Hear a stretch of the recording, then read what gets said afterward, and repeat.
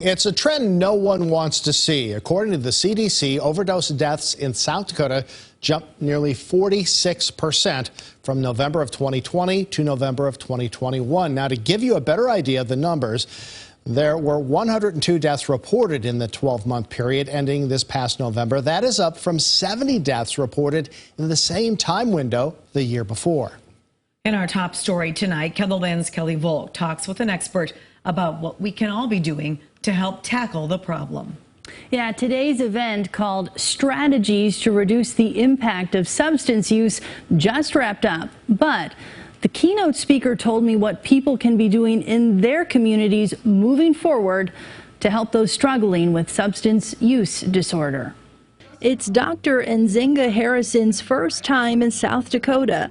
The Georgia-based physician is sending a message today about harm reduction. So our current system is based kind of like if you're not completely and utterly abstinent from every substance, you're not ready for treatment.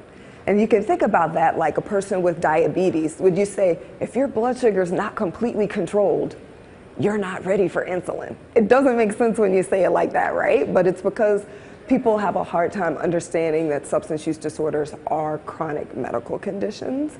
Harrison says even if someone is using, there are ways to prevent tragedy.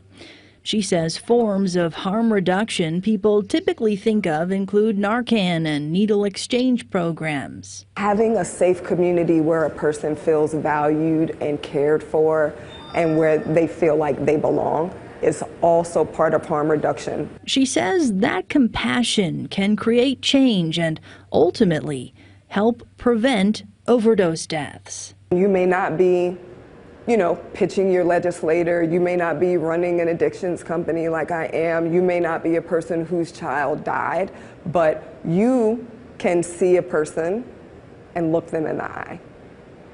Connection. You can see a person and say, I hope you're doing okay today. Connection. You can have a friend tell you about their child who's struggling and give them a hug, right? Like those little things that we can do for connection, butterfly effect. And today's conference was put on by the Helpline Center, USD, and the South Dakota Department of Social Services. For resources related to substance use disorder, just head to this story on KELOLAND.com.